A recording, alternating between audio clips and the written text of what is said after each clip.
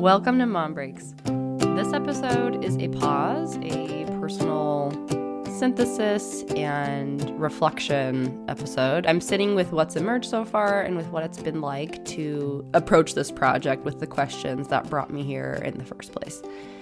So this isn't that everything is resolved. Some of what I'm sharing is clinical research and some of it is personal sense making and noticing patterns without forcing them into answers. So the way I've been holding this episode is a looking back at the themes that surfaced across the interviews that I've noticed, looking inward at how this has shaped my own recovery and understanding, and then looking forward toward what this project can do next. So looking back over the interviews to date, as I look at the individual stories and discussions so far with clinicians and survivors and one partner, a few themes have showed up and I wanted to just talk about that. The first is that postpartum psychosis does not discriminate. It is clear that it doesn't belong to any one demographic. It shows up across income levels, education levels, religions, cultures, and countries. It's more common in first-time moms, and there is a higher risk for people with bipolar disorder. If a woman has bipolar type 1, there's around a 1 in 5 risk after having a baby. That goes up if a woman has bipolar 1 and a family member who's had postpartum psychosis. The risk is a little bit higher, 1 in 2. If someone has had postpartum psychosis before, the risk is also around 1 in 2, so 50%. But then if you have not had any past mental illness but have family, a mom or a sister who's had postpartum psychosis, the risk is around 3 in 100, so 3%. And that's slightly elevated from the general occurrence rate of 1 to 2 per 1,000 births. So still pretty low risk. Anyway, that's a recap of occurrence. I think it's interesting that there are around half of the population studied in many of these studies we've talked about where people have no prior psychiatric history, and that came up in the interviews too. So it cuts across socioeconomic, cultural, and even medical history backgrounds. Another theme is that sleep disruption is there.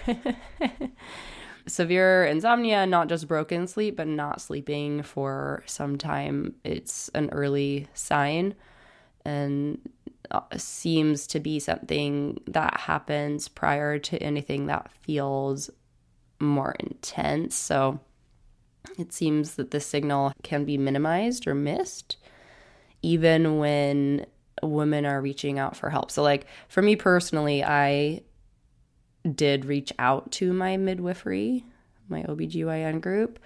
After not being able to sleep for a day or two, I called and asked what I could take and was sort of just told, oh yeah, sleep's hard, do your best, but like don't rely on sleep meds. That's kind of what I was told. Anyway, so sleep disruption is consistently reported and a feature of postpartum psychosis. So I think there's room there for discussion on early intervention. Another is that misrecognition and delayed care are common. This is sort of building off of that. Many survivors describe trying to get help before their hospitalization, calling providers, going to emergency rooms, naming that something feels off, and being dismissed or misunderstood or misdiagnosed until some symptoms escalate. And this can delay, of course, treatment and also add trauma to the experience. for people who can sense something is off but don't have the language to, or perhaps the clinical understanding to detect and diagnose what's happening. So another is that medication stabilizes and recovery goes beyond the acute stabilization. So antipsychotic medication and mood stabilizers are what helps people return to baseline in the acute phase, but recovery doesn't end with discharge. There are psychological, personal relationships, and even broader meaning making that often unfolds over years afterwards. So that meaning making comes after stabilization, and that can look like, there's no single narrative or meaning from the experience, other than I would say generally this increased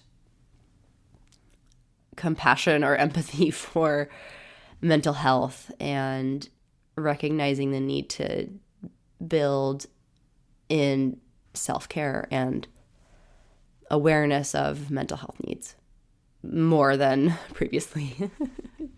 I did, of course, throughout these conversations, was turning inward to think about how my own experience compares and fits and, where it diverges.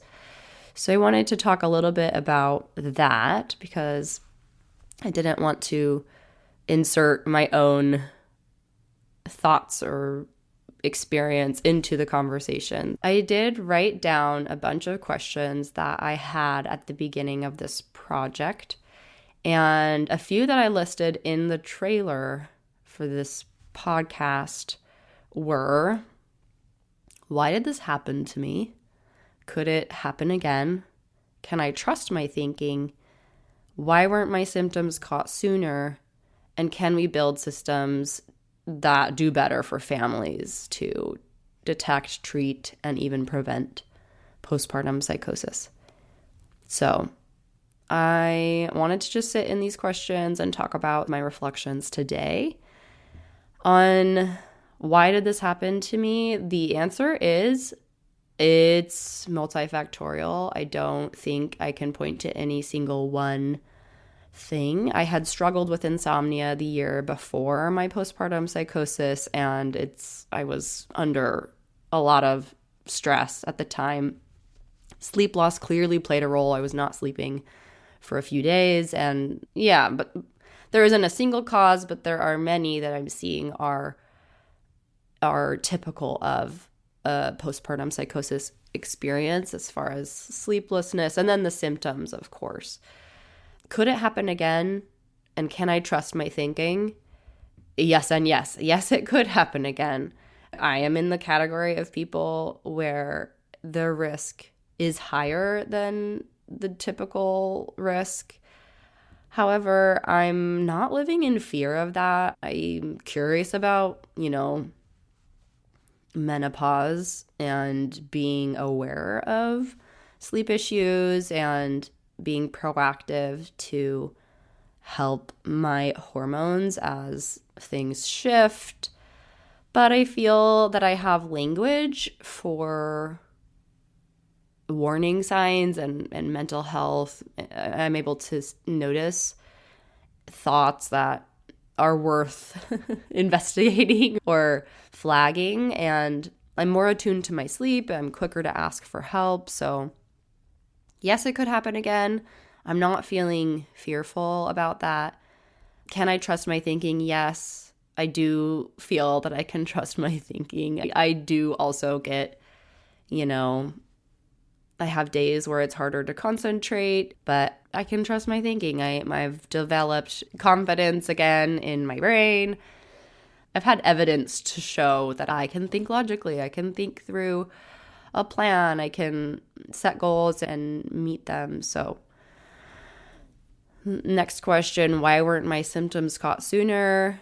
Looking back, I think there were missed opportunities, especially, that opportunity when I called the midwifery and didn't have a ton of help there.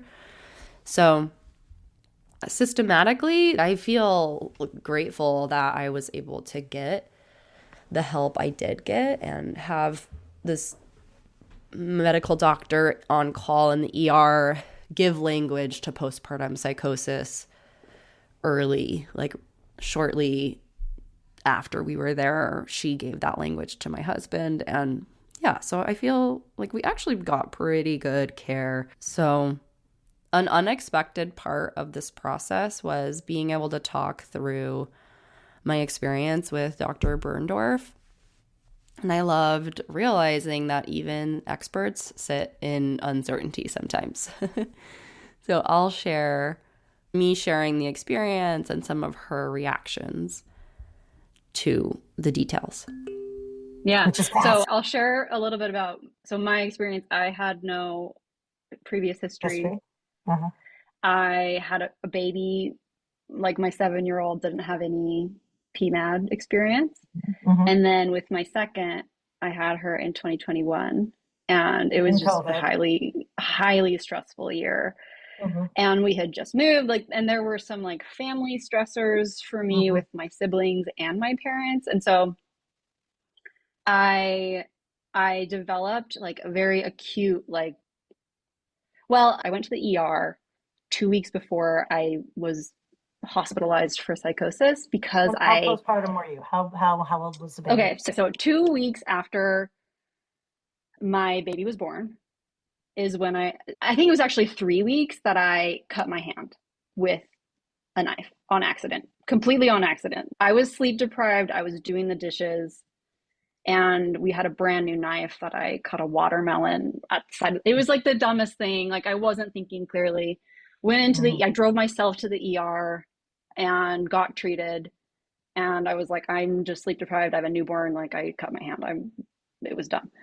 And then 2 weeks later, I was back at the same hospital, and I had that week I had this huge spike of psychotic symptoms. And then I was hospitalized.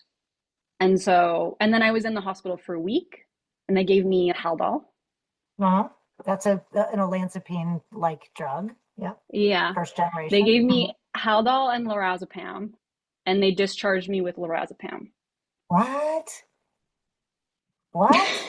I don't, yep, that's what I got. Where and jeez. So anxiety was something that I had, after my experience, I was able to identify anxiety. I was like, I am an anxious person. Now I can see it.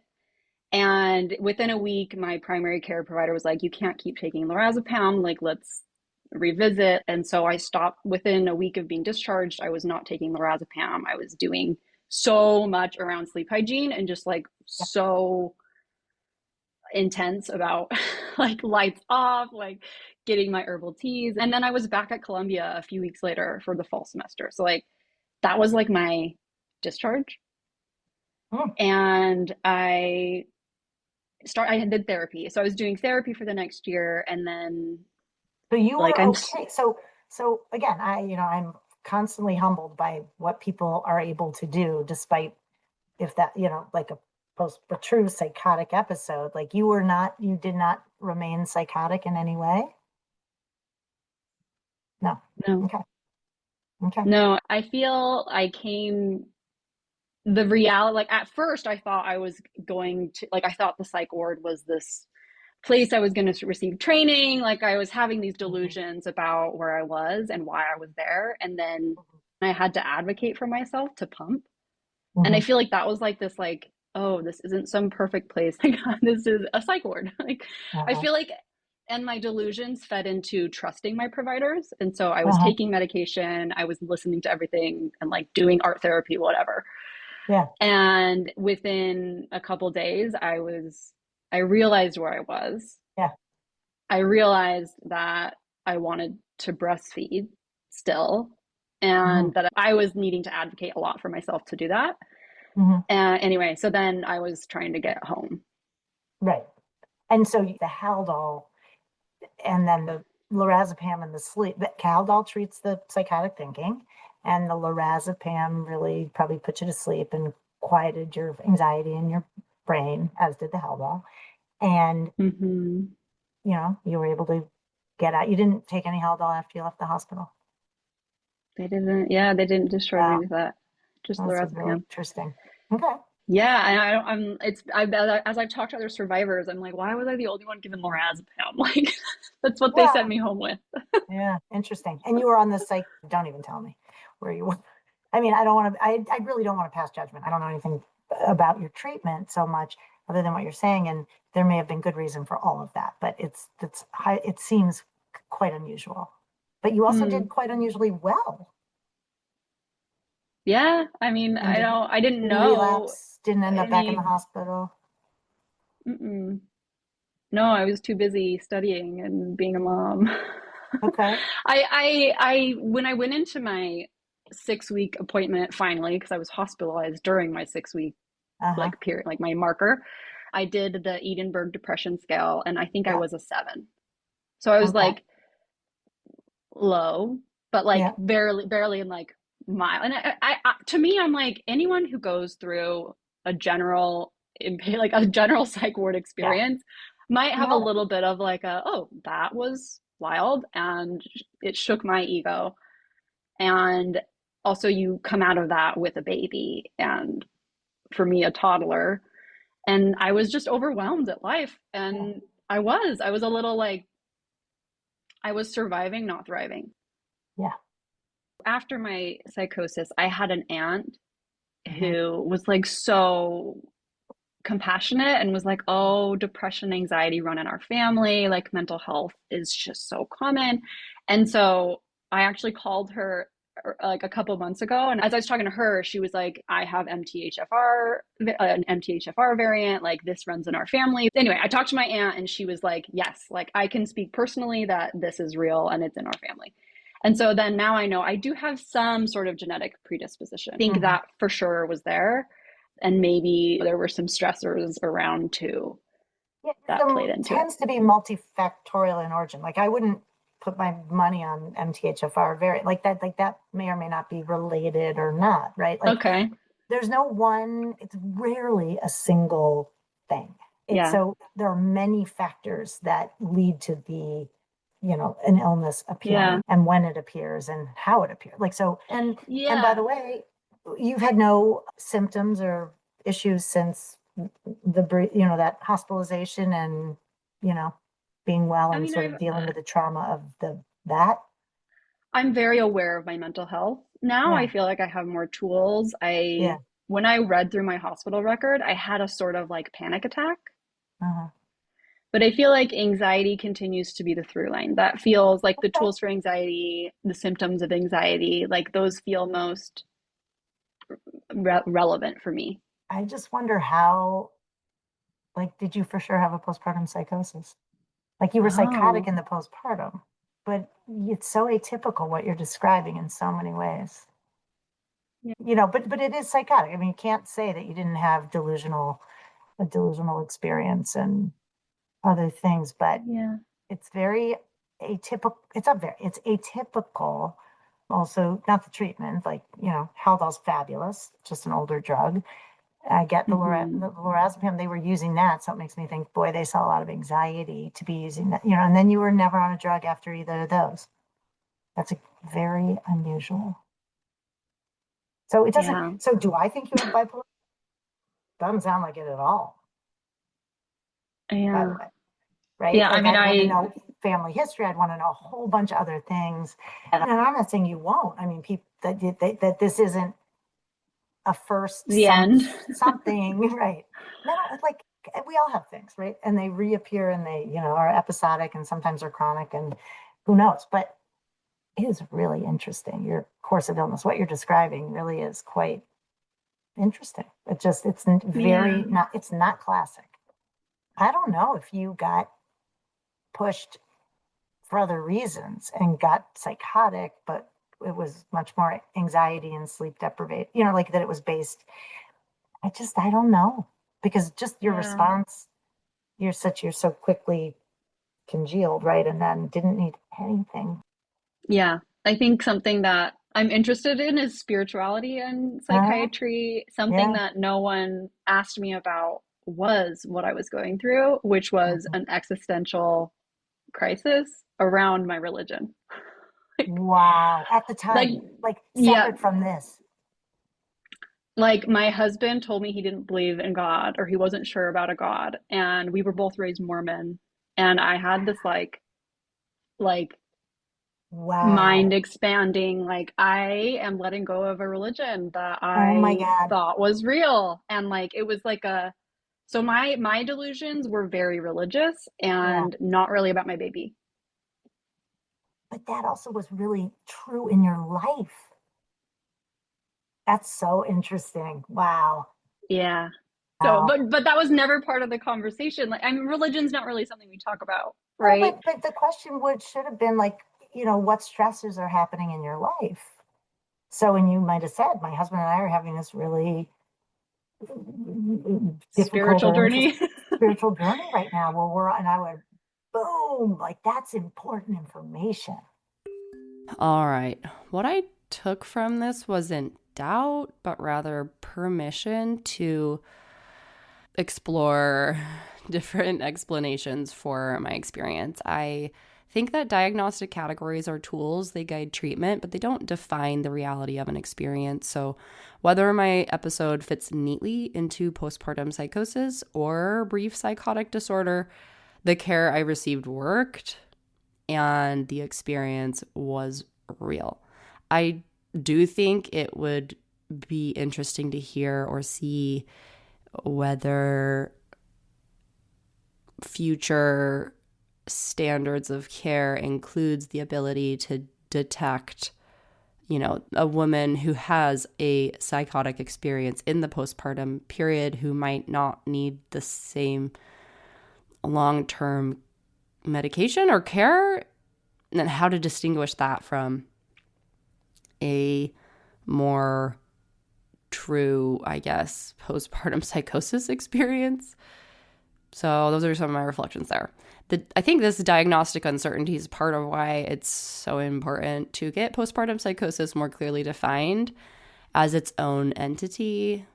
I will say that my experience does fit what is currently being proposed for the DSM. Yeah, so glad that even though it doesn't fit neatly, I did get the care that worked. So, on the note of religion and spirituality, I do think it's interesting that that wasn't really something discussed. I remember bringing it up, saying that I was raised Mormon and sharing that, but not having that be something that my providers engaged with much. I also was in the thick of it, so I don't know that I was able to articulate like, oh, I'm having this profound spiritual shift.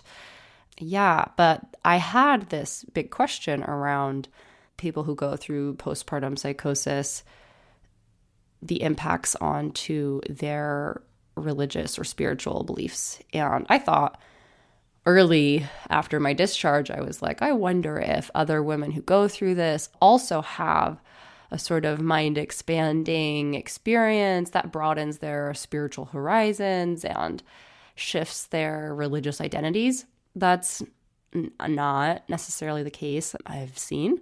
I think every woman is different in how some don't actually have much impact spiritually. So yeah, I do want to reiterate what we discussed in the last episode with Dr. Laufer, that it's important for everyone who goes through postpartum psychosis to acknowledge it as a medical condition. The delusions and hallucinations are symptoms of illness, and meaning making is something that you can do, but best to do later in recovery so that you're not fueling any of those delusions. It's interesting, too, that the content of these delusions and hallucinations often reflect a person's life context or cultural background.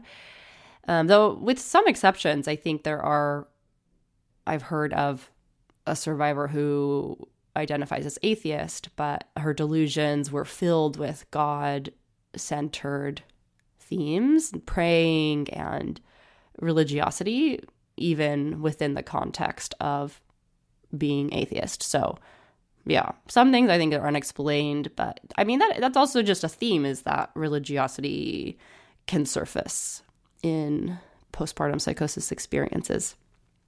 And that came through in the research paper we talked about, where people with stronger baseline religiosity are more likely to have the positive symptoms of psychosis. So those things are the things that others aren't experiencing. So that looks like hearing things, seeing things, believing things that other people aren't experiencing.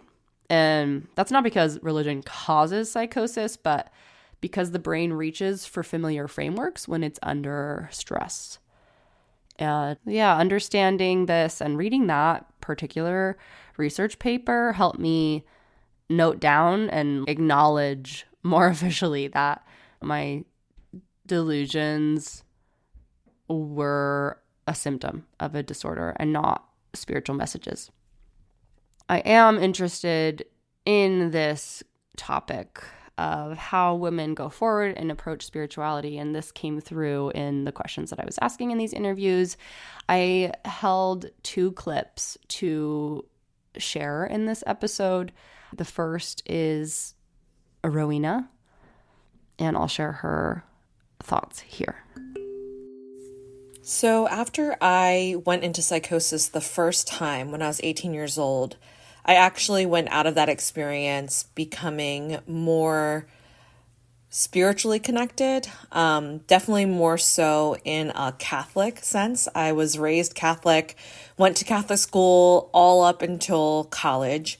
And so after that experience, I felt a stronger connection with God and, having gratitude for getting out of that experience. I certainly turned more toward God after that. This time around, after my postpartum psychosis experience, I think, it wasn't in the same way. I am not a practicing Catholic anymore, but I will say that I am spiritual in the sense that I tap into energies. I'm an empathic person. I meditate when I can. I try to connect to whatever it is around us or above us or below us or whatever, whatever is out there. And, this experience did help me realize that I needed to slow down, be more present, be more in touch with my emotions, my feelings, my energy, my bandwidth. And so I think it helped me get a little more grounded for sure. And as I had mentioned already, I really started tapping into journaling a lot more than I had in the past. And so I think that also helped me get in touch with my spirit and what that means and how can I connect with other people through this experience. I love how Rowena is able to speak to 2 experiences within her own lifetime. So her teen psychosis, where she was filled with gratitude, and part of that looked like an increased religiosity and commitment or involvement with her Catholicism background or her Catholic faith. And then her experience postpartum, where rather than using religion to fuel some of that, she has her whole business. She has offerings and talks about just feeling increased empathy and ability to connect with people through it. So, okay, the next insert is from Meghan Cliffel. Losing my mind to postpartum psychosis was a profoundly awakening experience for me. It shattered my ego. And for the length of my life, I'd been rewarded for my mind, right? And I think I identified with it. And losing it and my sense of self, it made me realize, wait, I'm not my mind. I'm not my thoughts. I'm also not my body. The shattering of my ego created this beautiful felt sense of my interconnectedness to everyone and everything. It kind of broke my heart completely open. And actually, when I got out of Bellevue and back into New York City, I found it really hard to navigate. where you walk by people on the street who don't have homes. I found it hard to be as raw as I was and navigate in our world, which is kind of like systematically built on othering people. That kind of complete openness is not someplace I can live in our world like I did right out of the hospital. I am now just way more compassionate person, but I kind of go between the felt sense of intimately knowing I'm connected to everybody and everything, and then getting caught up in my small mind too. I actually think both are true, that we're deeply interconnected to everyone and everything, and there's this need to navigate as a separate self too. But that experience was profoundly awakening for me in terms of that. And also just made me realize that everything I had thought was important was not important. And that the way that we have set up our society, I think, is deeply, deeply wrong. And that actually we need to center our connectedness to one another, our connectedness to this planet, and shed the systems of domination and profit. It was a profoundly eye-opening experience and one I'm really grateful for. All right, I love these reflections. They resonate a lot with my own experience on feeling more connected to the things and people around me, feeling like it was a profound awakening, and that it was hard to navigate this world afterward where there are just constraints and capitalism and needing to use buckets to shortcut and navigate the world. And I'm thinking of like stereotypes or othering of people in order to just make sense of the world. And yeah, I am really excited for her book to come out. I want to read it. I am reflecting on not the similarity of these conclusions, but the diversity of them. These are just two examples. Others shared a sort of wrestling with why this would happen to them and finding purpose in believing that a God would give this to them to do good with. And I think that's beautiful. And yeah, when meaning does emerge, it's personal, cultural, and often over time. Doing this project has pushed me to recommit to my own care. I, as far as personal integration, wanted to share some of my personal actions from the experience. I had been reestablishing therapy with a new therapist, and I also was able to reestablish care with a psychiatrist and do some lab work with them. I was more proactive about setting my appointments with my primary care provider for annual exams, as well as, my female reproductive care exams as well. So yeah, I scheduled a lot of doctor's appointments and went to them. I also scheduled an appointment with a sleep doctor, which was interesting and more of an exploratory thing. Was able to do a sleep test and found that I don't have any underlying sleep disorders from what we can tell from the lab work with my psychiatrist. We did some genetic testing, which was helpful to inform supplementation in partnership with the lab work that we did. Was able to proactively look at my vitamin D levels, my vitamin B levels, iron levels, and I have a dosage and cadence like every other day or whatever for iron, zinc, vitamin D, fish oil, methylfolate, and B12. So those are things that I'm taking, and after several months, I'm feeling really, really great. I feel like my anxiety is less readily available to bubble up. Yeah, I think there is solid research on these different supplements. Vitamin D receptors are widespread in the brain, and they're involved in mood regulation. Iron deficiency is associated with fatigue and anxiety symptoms, and correcting deficiencies in different vitamins can reduce symptom intensity, though they aren't necessarily cures. But for me, it's felt good. Even just having like the daily self-care of like, okay, I'm going to make sure I'm taking care of me and take my vitamins has been good. I think in the past I had been of the mind that I eat a diversity of foods. I like rainbow meals, and I was focused on just eating a lot of different things and assuming that my vitamins would come from that.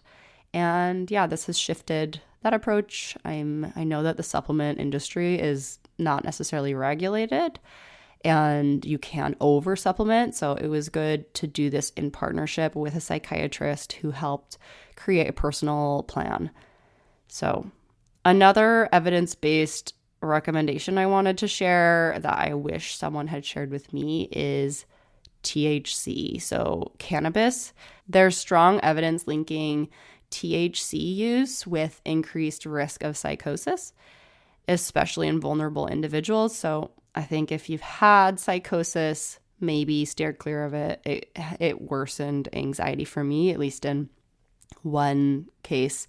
And it's not something that I do now because I know that it can be risky.